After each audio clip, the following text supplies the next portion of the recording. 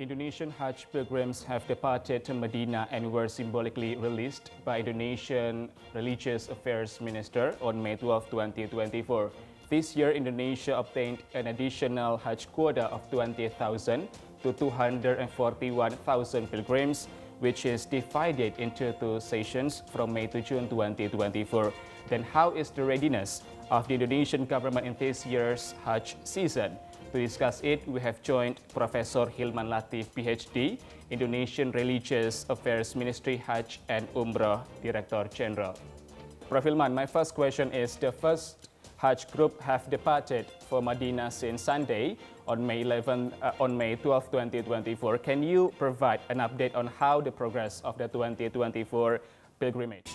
Alhamdulillah, in the first date or the first batch of our Hajj missions, our Hajj delegation from Indonesia has departed to Medina from different airports in Indonesia, and the inauguration was attended by the Ministry of Religious Affairs, the Representative Council, as well as the Mr. Ambassadors, His Excellency Mr. Faisal, the Ambassador of Saudi in Jakarta. And Alhamdulillah, so far the process was running well, and there's no barriers, no big issues during the first day of Indonesians' departures for Hajj, whether in Jakarta or in Surakarta and in other airports. Yesterday, we sent about 8,700 pilgrims to Saudi Arabia. They will be landing in Medina in the first batch of this Hajj delegation. All right. Prof. Hilman, can you provide details on how many batches of Indonesian Hajj pilgrims will depart this year, including the number of pilgrims who will depart? Inshallah, the number of Indonesian pilgrims this year increased to compare with what we got from the Saudi government for Indonesians quota. And this year we received 240,000 pilgrims, 41,000 pilgrims. And therefore this is a huge number. And of course the Ministry of Religious Affairs tried to prepare everything in order to bring all the pilgrims from Indonesia to Saudi Arabia in the first and second batch, and hopefully we can convey them to the process of praying in Saudi and to be successful in performing Hajj. No less than 520 flights will be conveying or bringing our pilgrims from Indonesia from 13 airports, and therefore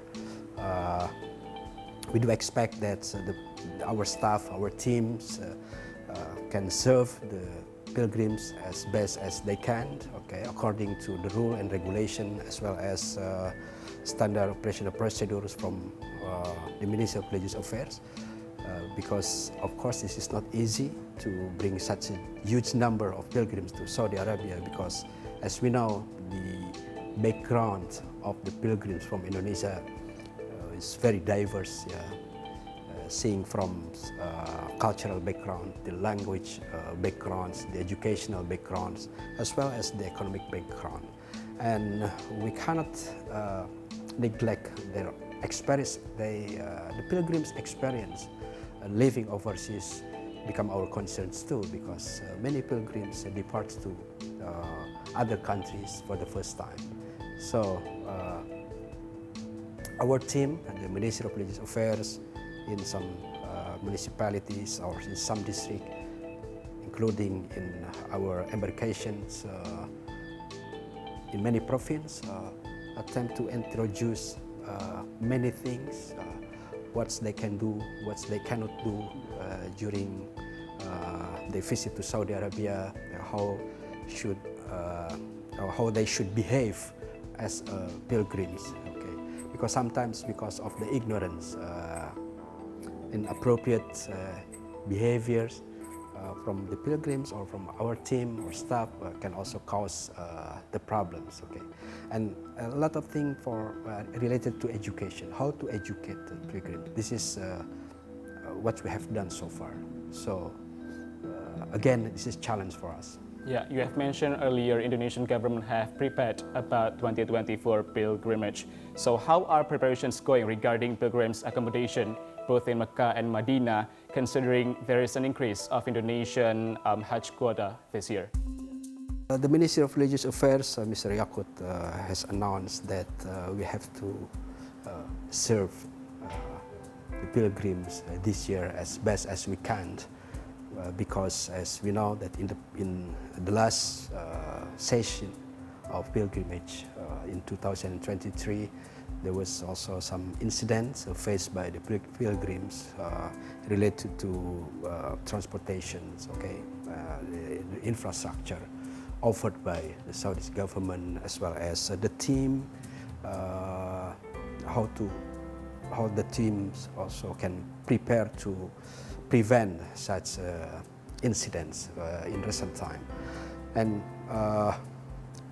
we have selected some areas for the pilgrims in Mecca, rent some hotels, more than 150 hotels that we have rent to facilitate the pilgrims because the huge number of pilgrims from Indonesia, we try to provide some good hotel for them, as close as we can and as good as we can, that's suitable for our budget too, right? And in Medina, inshallah, all the hotels inside what we call Markazia, very close to the mosque, so the pilgrims can also perform salat in Masjid al-Haram, okay, every day, as well as visiting some cultural sites in Medina. Inshallah, the hotels are ready to be occupied by the pilgrims, whether in Medina or in Saudi Arabia or in Mecca. All right. So have there been any mitigation measures implemented by officials to address potential obstacles in the acceptance of Hajj pilgrims? We try to mitigate some, the effect of some condition, like the crowded of pilgrims during the peak of Hajj, especially 3 days before the peak of Hajj, before the pilgrims perform wukuf in Arafah, and 3 days after they perform the Hajj in Arafah and in Muzdalifah and Mina. During those days, we try to prepare some scenario how the movement of pilgrims from Mecca to Arafah, right time, okay, rightly in accordance with our schedule, and how to prevent, the obstacle of the pilgrims' movement from Arafah to Muzdalifah. I would like to inform you that in these sessions, the number of pilgrims is very huge, while the facilities of Hajj is still the same, okay, with the last year or with the previous years. And therefore, our scenario is how to facilitate most of the pilgrims to stay or waqf in Arafah and then move to Muzdalifah and perform mabit in Muzdalifah for some of the pilgrims. At the same time, we are thinking how to bring other pilgrims to pass the Muzdalifah and rightly to Mina in order to avoid any stuck, or as we faced last year, some of the pilgrims, thousands of the pilgrims were stuck in Muzdalifah. They could not be picked up in right time because of heavy traffic jam in other sides of the city, and we try to calculate the time for picking up the pilgrims, their movements, the number of bus, the officer who are in charge in many space or many places in Arafah, Muzdalifah, and Mina, and hopefully we can proceed it. And of course, there should be also a kind of education. We would like to introduce this kind of scenario later to our pilgrims, because probably they will raise question why we do not stop in Muzdalifah. The option is whether the pilgrims step down from the bus in Muzdalifah when the situation was very crowded, over capacity, for example, and there are potential to pick them up from Muzdalifah to Mina, or we just pass this area and just stop by for a while and then directly to Mina. So this is kind of scenario that we are going to run in the next Hajj session. All right. The next question will be interesting, Prof. Hilman. So according to the data we obtained, there are more than 45,000 pilgrims over the age of 65, about 21.41% of the total. So this year's theme is Haji Ramah Lansia, or what we call in English is elderly-friendly Hajj. So could you explain what kind of facilities elderly Hajj pilgrims receive to facilitate of their worship? Hajj or elderly Hajj, elderly-friendly Hajj, so to speak, was introduced last year because the numbers of the elderly increased significantly last year, and according to our data, in the next future or in the near future, the number of pilgrims or elderly pilgrims also will increase, and therefore we attempt to formulate an approach to models of services for the pilgrims. And inshallah, right now, or this session, this Hajj session in 2024, there will be more than 41 until to 45,000 of elderly pilgrims that should be facilitated by the Ministry of Religious Affairs, ranging from the way they, come to dormitories, or Hajj dormitory, how some certain kind of food can also be provided for those who are not able to consume ordinary food, right? As well as the programs for the elderly. And therefore, the elderly friendly Hajj comprises three elements. The first one is about the services that we should provide for the pilgrims in here as well as in Saudi. The second one is about infrastructure. Of course, the Ministry of Religious Affairs has a very limited budget, to improve our infrastructure right now in many Hajj dormitory in 12 or 13 provinces. But we try to improve, right, the facilities as well as the services. And the third one is the program. Okay, and according to our experience last year, many elderly pilgrims were very exhausted after performing too many